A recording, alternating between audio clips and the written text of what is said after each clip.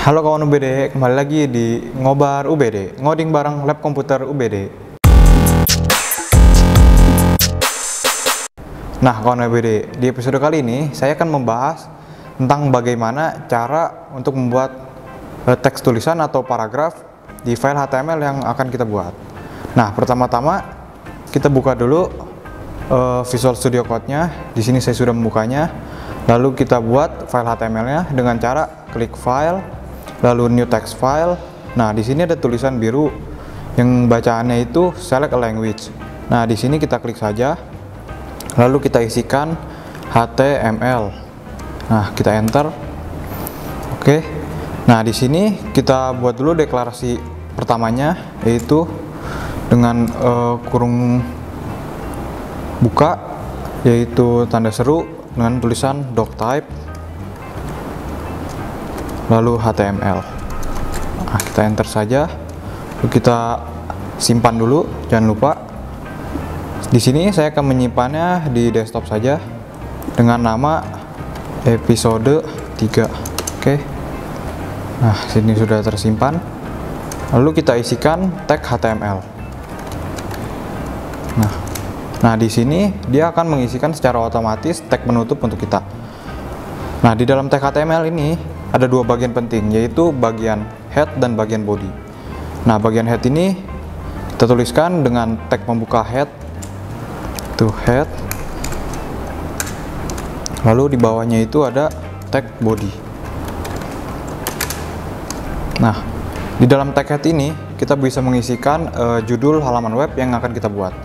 Itu caranya dengan menggunakan tag title. Nah, di dalam tag title ini bisa kita isi. Sekarang contohnya ini episode 3, saya akan isi episode 3. Kita simpan. Lalu di dalam tag body ini, karena kali ini saya akan membahas untuk membuat tulisan, di sini di dalam tag body ini saya akan menggunakan tag P. Karena kita akan membuat teks tulisan atau paragraf. Caranya itu dengan menggunakan tag P ini, lalu kita isikan saja. Misalnya ini adalah paragraf pertama. Lalu kita simpan. Setelah kita simpan, saya akan kembali ke desktop untuk melihat hasilnya. Nah, di sini dia akan berubah menjadi icon Microsoft Edge ya, karena ini adalah file HTML. Kita klik 2 kali. Nah, seperti ini tampilannya. Sini saya akan pisah menjadi 2. Nah, ini adalah paragraf pertama yang sudah kita buat. Lalu jika kita ingin membuat paragraf kedua, kita bisa tambahkan saja di bawahnya dengan enter. Lalu kita buka dengan tag P lagi. Ini adalah paragraf kedua. Kita isi saja.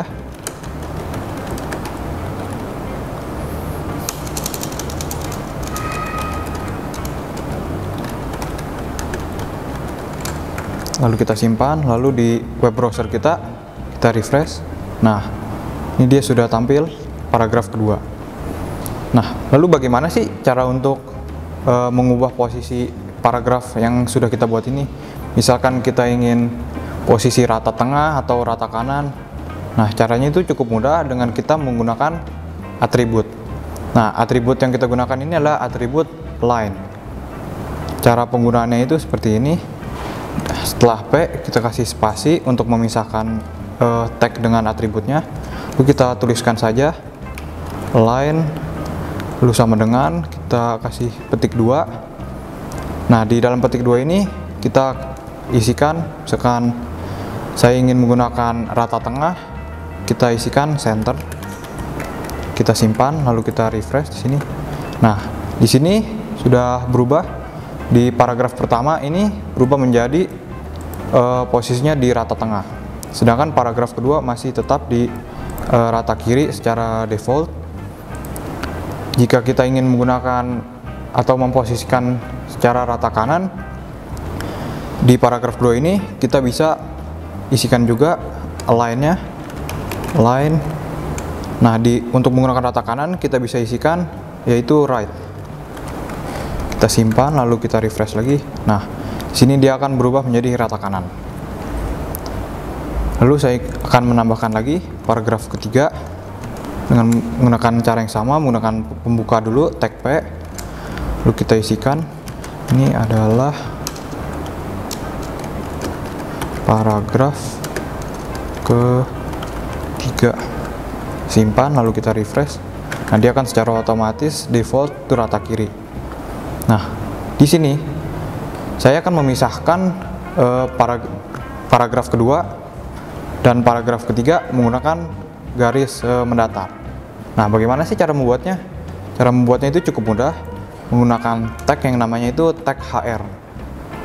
Nah, sini kita buka dengan kurung siku buka, lalu tag namanya HR. Nah, tag HR ini dia itu tag tunggal, tidak memerlukan tag penutup.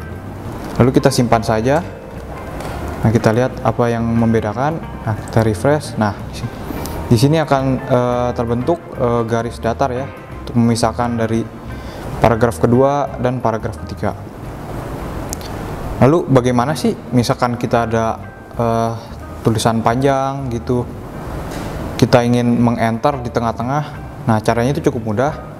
Misalkan di sini saya akan meng-enter menggunakan tag yang namanya itu tag BR. Jadi itu dia akan membuat tulisan setelah tag BR ini seperti di enter, jadi seperti ada di bawahnya itu. Kita isikan BR, kita simpan, lihat. Nah, di sini dia akan membentuk di bawahnya ini. Nah, untuk selanjutnya, misalkan kita ingin mengubah warnanya atau mengedit warnanya, bagaimana sih caranya? Nah, di dalam tag P ini kita bisa isikan atribut yaitu style. Nah, atribut style ini lalu sama dengan, dan kita selanjutnya kita isikan petik 2.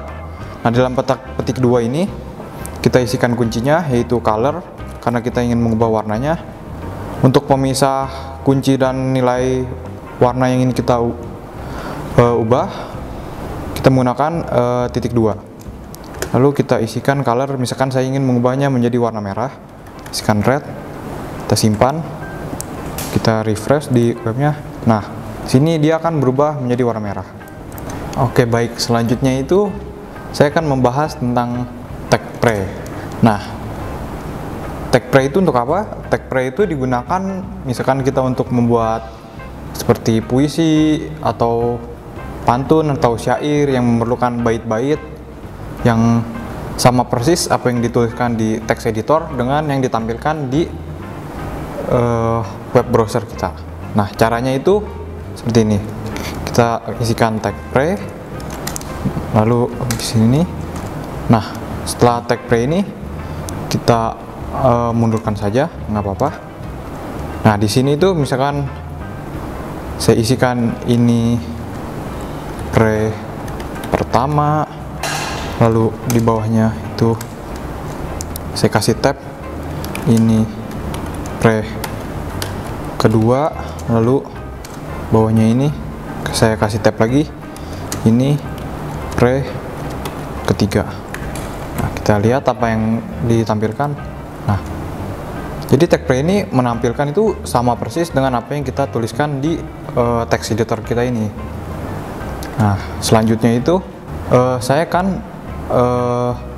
memberitahu di atribut lain ini sebenarnya sudah ditinggalkan oleh para programmer HTML sekarang. Karena line ini sudah ditinggalkan, maka digantikan dengan atribut baru yaitu style, yang sebenarnya sebelumnya sudah ada sih, tapi menggunakan nilai key yang berbeda dengan ini. Jadi yaitu di sini saya hapuskan saja. Nah, saya menggunakan tag style. Nah, di tag style ini kita bisa menggunakan kunci nilai kunci untuk fungsinya itu sama seperti line. Nah, sini saya gunakan kuncinya itu adalah text align. Memang hampir mirip dengan yang tadi,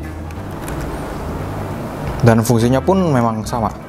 Nah, di sini itu kita bisa isikan nilainya, yaitu center. Nah, simpan. ini akan merubah paragraf yang kedua. Nah, lalu saya refresh di sini. Nah, di sini juga akan menjadi rata tengah. Lalu bagaimana sih misalkan kita ingin mengubah bentuk hurufnya atau model hurufnya? Caranya itu cukup mudah. Setelah kita mempunyai kunci teks lain, nah di samping itu kita bisa isikan kunci baru, yaitu font family. Font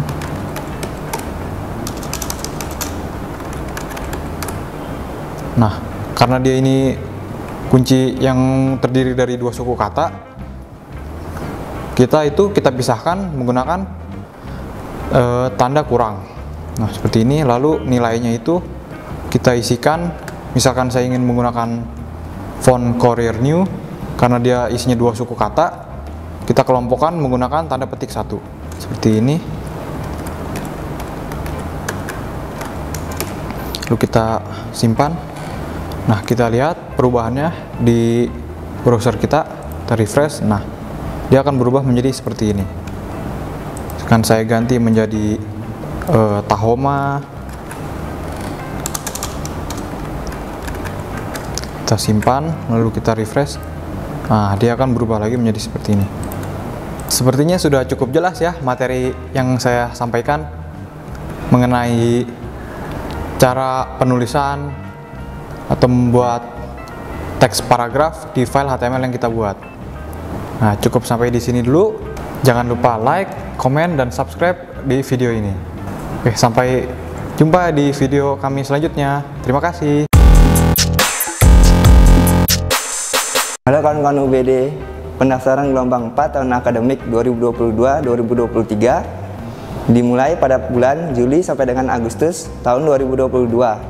Jangan lupa daftar di pmb.ubd.ac.id. Terima kasih.